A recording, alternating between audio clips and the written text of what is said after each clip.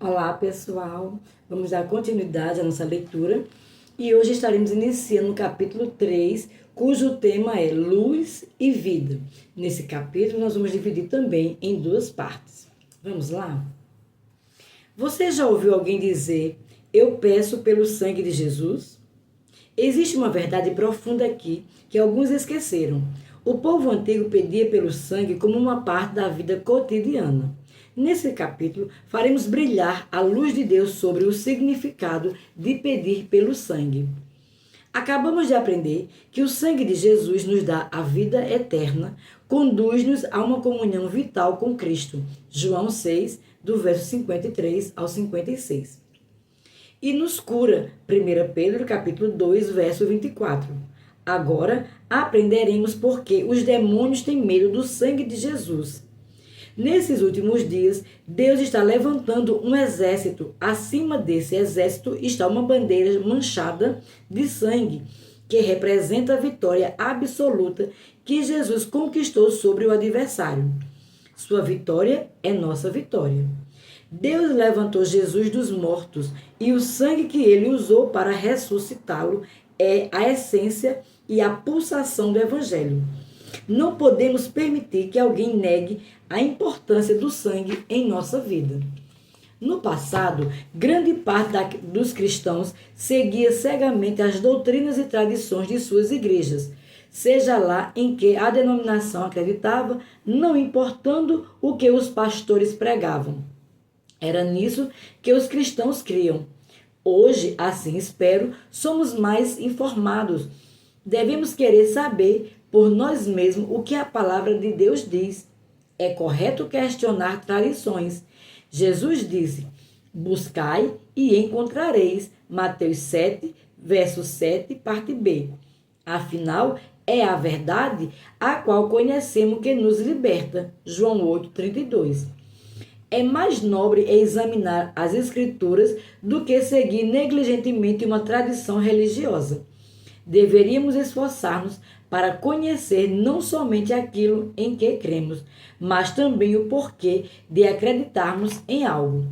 Alguns resistem à repetição para ver a outra faceta do sangue. Aprendemos de Levítico 17:11 que a vida de toda a carne está no sangue. Em Gênesis capítulo 2, verso 7, vimos que Deus formou Adão do pó ou das partículas elementares da terra. Adão, então, teve um corpo, mas ainda não era um ser vivente. Ainda não havia vida nele. Eu já vi belas esculturas em mármores tão semelhantes ao seu correspondente natural que pareciam respirar e mover-se. Eram primorosas em sua forma e aparência, mas não havia vida nelas. Elas não tinham a capacidade de viver, respirar ou pensar. Eram só formas. Deus formou o homem do pó da terra ou dos elementos da terra.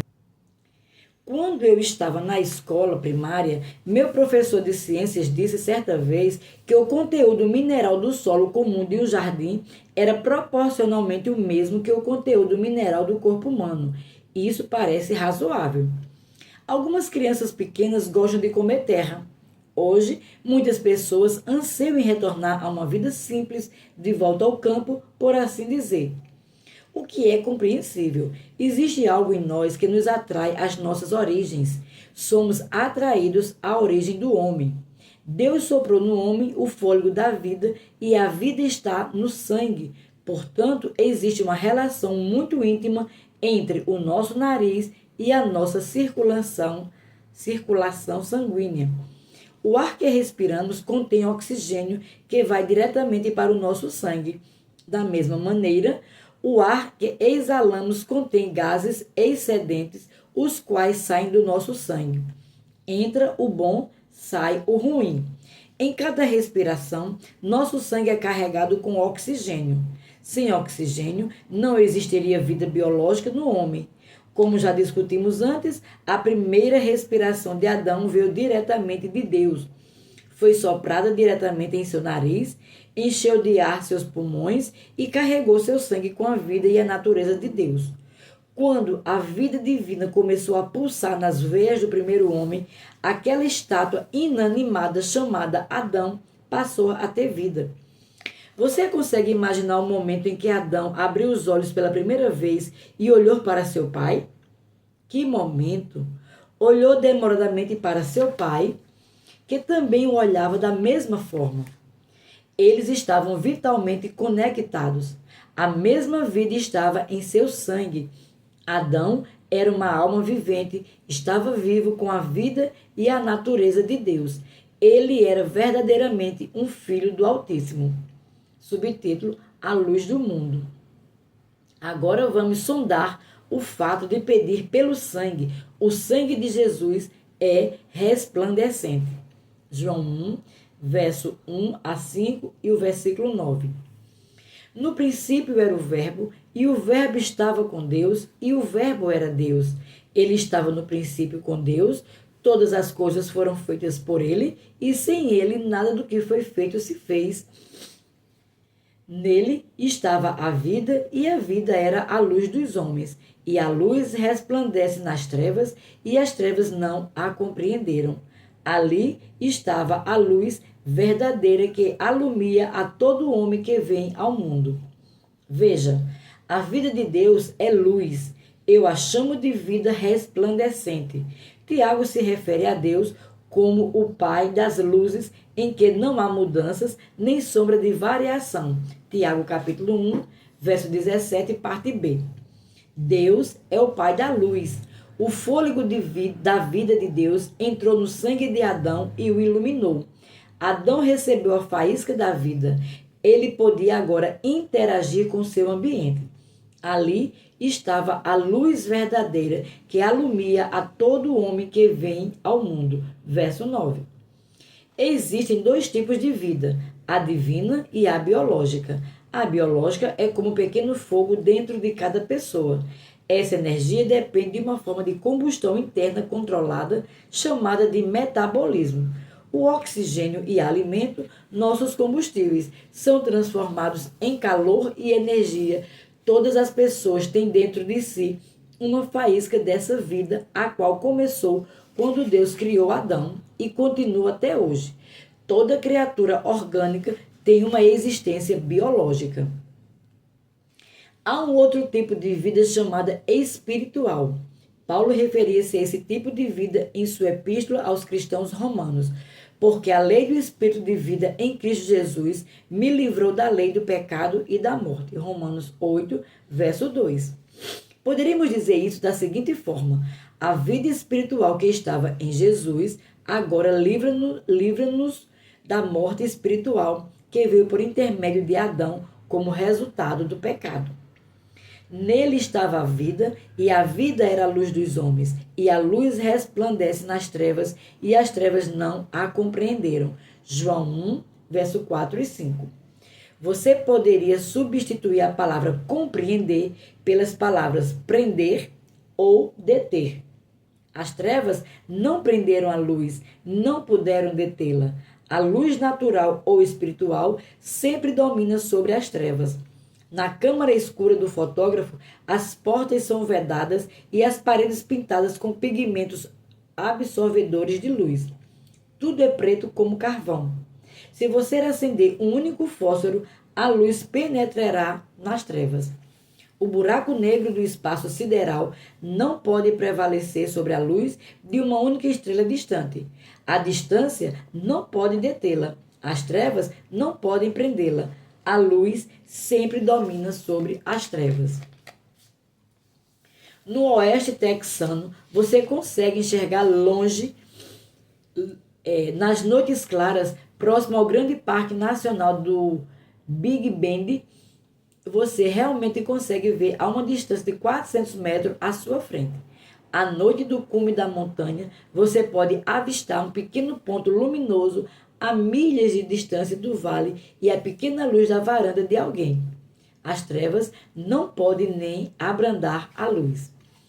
A luz natural é maravilhosa, mas a espiritual excede a natural em todos os sentidos. João 1, do verso 6 ao 9. Houve um homem enviado de Deus, cujo nome era João. Este veio para testemunho, para que testificasse da luz, para que todos crescem por ele. Não era ele a luz, mas veio para que testificasse da luz. Ali estava a luz verdadeira, que alumia a todo homem que vem ao mundo.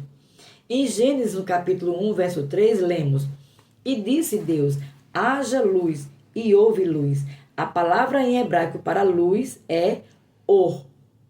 Esta palavra é usada não apenas literalmente para se referir à luminosidade, mas também figurativamente para indicar tudo o que é bom, sadio, ditoso, cheio de alegria.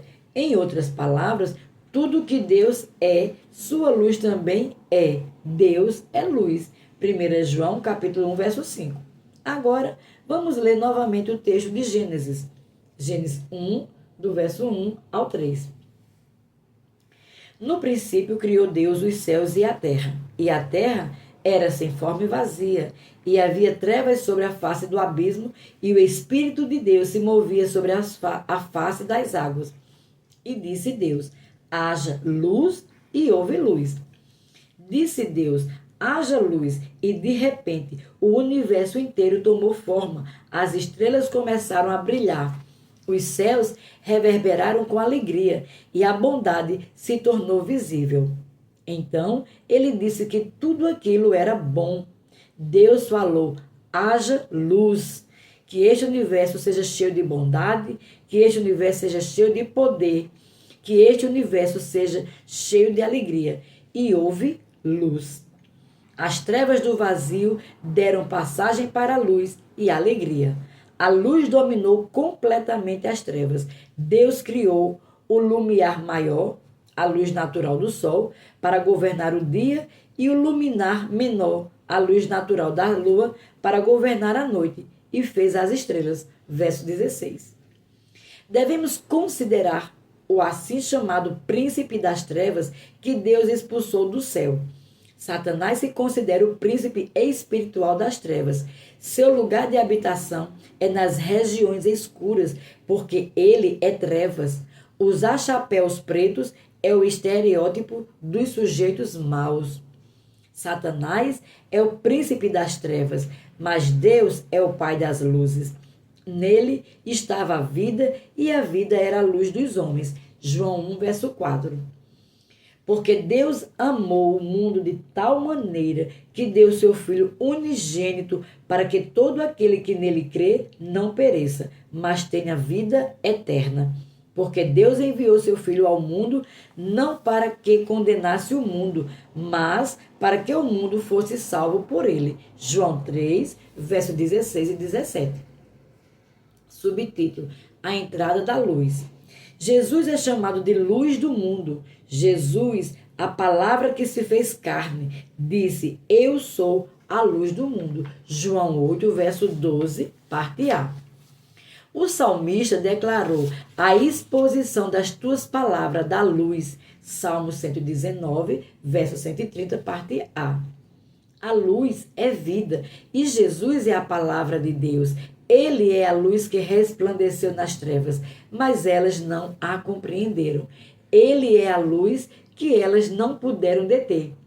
Ele é a luz que até mesmo as trevas do pecado não puderam deter. Ao contrário do que Satanás acreditava, ele jamais poderia ter vencido Jesus. As trevas não podem dominar a luz.